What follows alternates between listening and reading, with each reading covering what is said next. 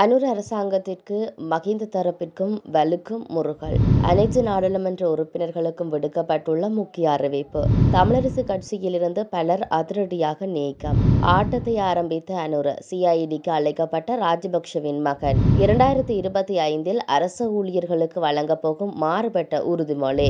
அர்ஜுனாவை திரைக்கு பின்னால் பயன்படுத்தும் எம்பிபி முன்னாள் எம்பி பகிரங்கம். நாடளாவிய ரீதியில் நடைமுறைப்படுத்தப்பட்டுள்ள விசேட நடவடிக்கை. முன்னாள் ஜனாதிபதி மகிந்த ராஜபக்சவின் பாதுகாப்பு தொடர்பில் அரசாங்கத்துக்கும் முன்னாள் ஜனாதிபதியின் தரப்பினருக்கும் இடையில் நிலவி வரும் கருத்து வேறுபாடு மேலும் வலுவடைந்து பெரும் மோதலுக்கு வழிவகுக்கும் சூழ்நிலை உருவாகி வருவதாக தகவல்கள் தெரிவிக்கின்றன. முன்னாள் ஜனாதிபதி மகிந்தவிற்கு வழங்கப்பட்டுள்ள பாதுகாப்பு போதுமானதாக இல்லை. மொட்டு கட்சி தரப்பில் தொடர்ந்து குற்றச்சாட்டு முன்வைக்கப்பட்டு வருகிறது. எனினும் நாட்டின் தற்போதைய நிலைமைக்கு ஏற்ப பாதுகாப்பு போதுமானது என அரசாங்க தரப்பு தொடர்ந்தும் கூறி வருவதனால் இந்த சர்ச்சைக்குரிய நிலைமையை அதிகரித்து வருவதாக கூறப்படுகிறது. இந்த நிலையில் முன்னாள் ஜனாதிபதியின் பாதுகாப்பு குறைப்புக்கு எதிராக சட்ட நடவடிக்கை எடுக்க ஸ்ரீலங்கா பொதுஜன பெரமுன ஏற்கனவே தீர்மானித்துள்ளதாகவும் அறிவித்துள்ளது.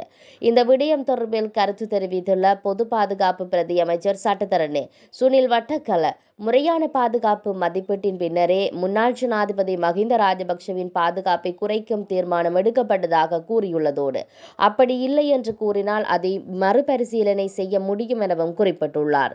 இதேவேளை ஸ்ரீலங்கா பொதுஜன பெரமுனவின் சட்டத்தரணியான மனோஜ் கமகே முன்னாள் ஜனாதிபதி மீது ஆளில்லா விமான தாக்குதல் நடாத்தும் அபாயம் இருப்பதாக கருத்தொன்றை வெளியிட்டிருந்தார். இந்த நிலையில் எதிர்வரும் நாட்களில் முன்னாள் ஜனாதிபதி மகிந்த ராஜபக்சவின் பாதுகாப்பு குறைப்பு தொடர்பில் பொதுஜன பெரமுனவின் உறுப்பினர்கள் கேள்வி எழுப்புவதாக தெரிவிக்கப்படுகிறது. மகிந்த ராஜபக்சவிற்கு 60 காவல்துறையினரே பாதுகாப்புக்காக நியமிக்கப்பட்டுள்ளதுடன் நிறுத்தப்பட்டிருந்த இராணுவத்தில் 227 பேர் சமீபத்தில் நீக்கப்பட்டிருந்தமை குறிப்பிடத்தக்கது. அனைத்து நாடாளுமன்ற உறுப்பினர்களுக்கும் சொத்துக்கள் மற்றும் கடன்கள் தொடர்பான அறிக்கைகளை எதிர்வரும் பிப்ரவரி மாதம் 15 முன்னர் சமர்ப்பிக்குமாறு நாடாளுமன்றத்தின் பொதுச் செயலாளர் குஷானி ரோகணதீர தெரிவித்து எழுத்து மூலம் அறிவித்துள்ளார். நாடாளுமன்ற உறுப்பினர்கள் தமது சொத்து மற்றும் பொறுப்பு அறிக்கைகளை கையளிப்பதாக நாடாளுமன்ற வட்டாரங்கள் தெரிவிக்கின்றன. புதிய ஊழல் தடுப்பு சட்டத்தின் 82A பிரிவின்படி அனைத்து எம்பிக்களுக்கும் பதவி நியமிக்கப்பட்ட 3 மாதங்களுக்குள் தங்களது சொத்து மற்றும் பொறுப்பு அறிக்கையை சமர்ப்பிக்க வேண்டும். அத்துடன் நாடாளுமன்ற உறுப்பினர்கள் ஒவ்வொரு வருடமும் ஜூன் 30 முன்னர் சொத்து மற்றும் பொறுப்பு அறிக்கைகளை சமர்ப்பிக்க வேண்டும். இந்த நிலையில் புதிதாக தெரிவு செய்யப்பட்ட நாடாளுமன்ற உறுப்பினர்கள் அனைவரும் பிப்ரவரி மாதம் 15 முன்னர் சொத்து பொறுப்பு அறிக்கையை சமர்ப்பிக்க வேண்டியிருப்பதால் ஜூன் மாதம் மீண்டும் அந்த அறிக்கைகளை பெற்றுக் கொள்வதா என்பது தொடர்பில் இதுவரை தீர்மானிக்கப்படவில்லை என லஞ்ச ஊழல் விசாரணை ஆணைக்குழு வட்டாரங்கள் தெரிவித்துள்ளன. கடந்த தேர்தலில் தமிழரசு கட்சியில் இருந்து விலகி வேறு கட்சிகள் அல்லது சுயேட்சை குழுக்களூடாக தேர்தலில் போட்டியிடுபவர்கள் கட்சியிலிருந்து உடனடியாக நீக்கப்படுவதாக தமிழரசு கட்சியின் பேச்சாளர் எம். ஏ. சுமந்திரன் தெரிவித்துள்ளார். முன்னாள் நாடாளுமன்ற உறுப்பினர் சிவமோகனும் இடைநிறுத்தப்பட்டுள்ளதாக சுமந்திரன் குறிப்பிட்டுள்ளார். தமிழரசு கட்சியின் மத்திய குழு செயற்திட்ட கூட்டம் வவுனியா 2 குறுக்கு தெருவில் அமைந்துள்ள தனியார் விருந்தினர் விடுதியில் இடம்பெற்றது. இதன் பின்னர் இடம்பெற்ற ஊடகவியலாளர் சந்திப்பில் கலந்து கருத்து தெரிவிக்கும் போது இவ்வாறு தெரிவித்தார். கட்சியின் உறுப்பினரான சிவமோகன் மீது தேர்தல் காலங்களில் கட்சியினுடைய வேட்பாளர்களை நேரடியாக தாக்கி ஊடக சந்திப்புகளை நடாத்தியமை உட்பட பல குற்றச்சாட்டுகள் இருப்பதால் அவரை கட்சியிலிருந்து இடைநிறுத்தி விளக்கம் கோருவது என்று தீர்மானிக்கப்பட்டுள்ளது. அரிய நேத்திரன் ஏற்கனவே இடைநிறுத்தப்பட்டிருக்கிறார். அவரையும் கட்சியிலிருந்து விலக்கலாம் என்ற பிரேரணையும் முன்வைக்கப்பட்டிருக்கிறது.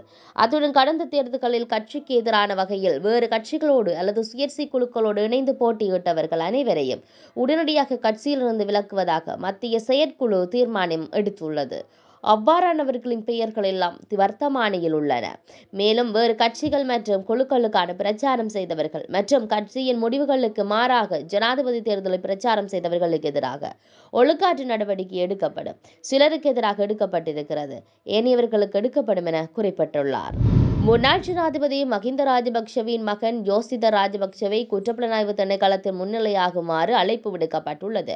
சட்டவிரோதமான சொத்துக்களை பெற்றுக்கொண்ட சம்பவம் தொடர்பான விசாரணைகளுக்காக குறித்த அழைப்பு விடுக்கப்பட்டுள்ளது. இதன் அடிப்படையில் எதிர்வரும் 3ஆம் தேதி குற்றப்புலனாய்வு திணைக்களத்தில் முன்னிலையாகுமாறு தெரிவிக்கப்பட்டுள்ளது. அத்தோடு பாரிய நிதி மோசடி மற்றும் கொலை சம்பவங்கள் உள்ளிட்ட பல்வேறு குற்றச்சாட்டுகளுடன் தொடர்புடைய 5 முன்னாள் அமைச்சர்களின் விசாரணைகளை துரிதப்படுத்த அரசாங்கம் அவதானம் செலுத்தி வருவதாகவும் அண்மையில் தெரிவிக்கப்பட்டது. குறித்த 5 பேர் தொடர்பில் கிடைக்கப்பெற்ற முறைப்பாடுகள் மற்றும் தகவல் அறிக்கைகளின் அடிப்படையில் விசாரணைகள் ஆரம்பிக்கப்பட உள்ளதாக அரசாங்க தகவல்கள் சுட்டிக்காட்டியிருந்தமை குறிப்பிடத்தக்கது. ஜனவரி 1ஆம் தேதி அரசு சேவையாளர்கள் தமது கடமைகளை ஆரம்பிக்கும் போது வழங்கும் உறுதிமொழி இம்முறை வேறுபட்டதாக இருக்கும் என தெரிவிக்கப்படுகிறது. அரசாங்கத்தினால் முன்னெடுக்கப்படவுள்ள தூய்மையான இலங்கை திட்டத்துடன் இணைக்கப்பட்ட உறுதிமொழியாக அது அமையும் என ஜனாதிபதி அலுவலகத்தின் சிரேஷ்ட அதிகாரி ஒருவர் குறிப்பிட்டுள்ளார். முறையான சுகாதாரமான சூழலை உருவாக்குதல், லஞ்சம் மற்றும் ஊழலை அரசு மற்றும் தனியார் துறையினரிடமிருந்து ஒழித்தல், டிஜிட்டல் மயப்படுத்தல் உள்ளிட்ட புதுமையான திட்டங்களுடன் தூய்மையான இலங்கை என்ற கருத்தை பல வழிகளில் செயல்படுத்த திட்டமிடப்பட்டுள்ளது. இதன்படி எதிர்வரும் ஜனவரி 1ஆம் தேதி ஜனாதிபதி அனுரகுமார திசாநாயக்க தலைமையில் இந்த வேலை திட்டம் உத்தியோகபூர்வமாக ஆரம்பிக்கப்பட உள்ளதாக அந்த அதிகாரி குறிப்பிட்டுள்ளார். அத்தோடு ஜனாதிபதி அலுவலக அதிகாரிகள் அரசு சேவை உறுதிமொழியை வழங்கும் போது இம்முறை தூய்மையான இலங்கை திட்டத்தை உரிய முறையில் நடைமுறைப்படுத்துவதற்கான உறுதிமொழியையும் உள்ளடக்கப்பட உள்ளதாகவும் தெரிவிக்கப்படுகிறது. முதற்கட்டமாக தூய்மையான இலங்கை வேலை திட்டம் தொடர்பில் விழிப்புணர்வை ஏற்படுத்துவதற்கும் அதனை மேலும் அர்த்தமுள்ளமாக்குவதற்கும் அனைத்து தரப்பினரின் கருத்துகளும் பெற்றுக்கொள்ளப்படும் என அதிகாரி மேலும் தெரிவித்தார். தேசிய மக்கள் சக்தி அரசாங்கம் நாடாளுமன்ற உறுப்பினர் ராமநாதன் அர்ஜுனா போன்ற பலரை திரைமறைவில் வைத்து காய் நகர்த்துகின்றது என முன்னாள் நாடாளுமன்ற உறுப்பினர் கே சிவாஜிலிங்கம் தெரிவித்தார். யாழ்ப்பாணத்தில் இடம்பெற்ற ஊடக சந்திப்பில் கலந்து கொண்டு கருத்து தெரிவிக்கும் போதே அவர் இவ்வாறு கூறினார். பல தரப்பினர்களுக்கு பின்னாலே தேசிய மக்கள் சக்தி நின்றது. பல அமைப்புகள், ஊடக அமைப்புகள், ஊடகவியலாளர்கள், கட்சி போன்ற துறைகளில் தேசிய மக்கள் சக்தியை ஊடுருவியே இருந்தனர்.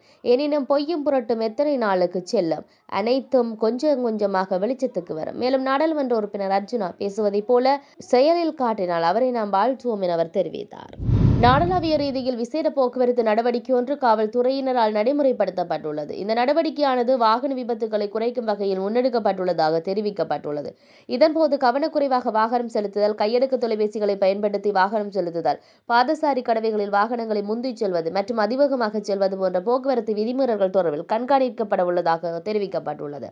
இதேவேளை போக்குவரத்து விதிகளை மீறி தொலைதூர பேருந்து சாரதி கவனக்குறைவாக வாகனம் செலுத்தும் விடயம் தொடர்பில் பிரதானமாக அவதானம் செலுத்தப்பட்டுள்ளதாகவும் தெரிவிக்கப்பட்டுள்ளது. பயணிகள் பேருந்துகளை சோதனையிடுவதற்கு சிவில் உடையில் உத்தியோகத்தர்கள் கடமையில் ஈடுபடுத்தப்பட உள்ளதாக, நீண்ட தூர சேவை பேருந்துகளில் அவர்கள் கணிசமான தூரம் பயணிப்பதாகவும் காவல்துறையினர் மேலும் தெரிவித்தனர். இதன் பின்னர் சீருடையில் உள்ள காவல்துறை அதிகாரிகள் பேருந்தினை நிறுத்தி சம்பந்தப்பட்ட போக்குவரத்து விதிமீறல் குறித்து சாரதிகளுக்கு அறிவுறுத்தி அவர்கள் மீது சட்ட நடவடிக்கை எடுக்கப்படுவதாகவும் அவர் தெரிவித்துள்ளார். மேலும் பயணிகள் பாதுகாப்பு கருதி இந்த நடவடிக்கையை தொடர்ந்து முன்னெடுத்திருப்பதாக காவல்துறையினர் இந்த நடவடிக்கை எடுத்துள்ளதாகவும் சுட்டிக்காட்டப்பட்டுள்ளது.